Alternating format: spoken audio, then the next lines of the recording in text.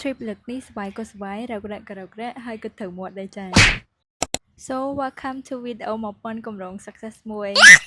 វាល្មម success បានមួយបើសិនជា plan តាំងទី12ឥឡូវចូលដល់ឆ្នាំទី4ហើយម្នាក់តាមបានទៅ trip ជុំគ្នាតែលេងសើអី trip ជុំគ្នាលើកហ្នឹងរករាក់មែនណាគ្រាន់ចប់នៅពេញហ្នឹងឡើង2ទៅ3ម៉ោងស្ទះតាំងម៉ោង7រហូតដល់ម៉ោង7:11សំខាន់ណាស់ទៅដឹងថាវាស្ទះអ្នកហ្នឹងដល់ពេលហើយម្នាក់មុនឡើងឡានគឺមានបានថាញ៉ាំអីទេហើយសំខាន់គឺ clean ខ្លាំងមែនតើអីដែលសំខាន់ពួកខ្ញុំល្អរហូតដល់ថ្នាក់បងអង្គុយខាងមុខហ្នឹងគាត់ថតបានគាត់យកបាយក្តាំងមកចែកគ្នាមិនធំតែឲ្យមួយណាសំខាន់បច្ចៈទៀតថាយក2 3អូយមានជាការខ្វះគេជាខ្លាំង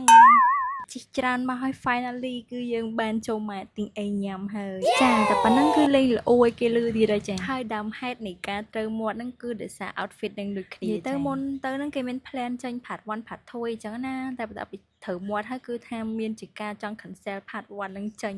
តែគិតចុះគិតឡើងគឺនៅតែចេញវីដេអូហ្នឹងដែរខំថតទុកឡើង full story ឯងបើមិនចេញដូចមិនសម finally មកដល់កំពង់សោមម៉ោង1យប់សំខាន់ភ្លៀងទៀតមេឃនឹងមិនណយផលហ្មងគាត់អ្នកមានបនដល់ទឹកដីកំពង់សោមភ្លាមគឺថាភ្លៀងទទួលភ្លាមហ្មងហើយវីដេអូ part 1របស់យើងគឺមានតែប៉ុណ្្នឹងទេរងចាំមើលវីដេអូ part 2នៃដំណើរកំសាន្តជាមួយនឹងពួកខ្ញុំទាំងអស់គ្នាបាយអូផ្លេចតែចង់បញ្ជាក់ថាមុនចេញវីដេអូហ្នឹងគឺអ្វីៗគឺបានដោះស្រាយរួចហើយចា៎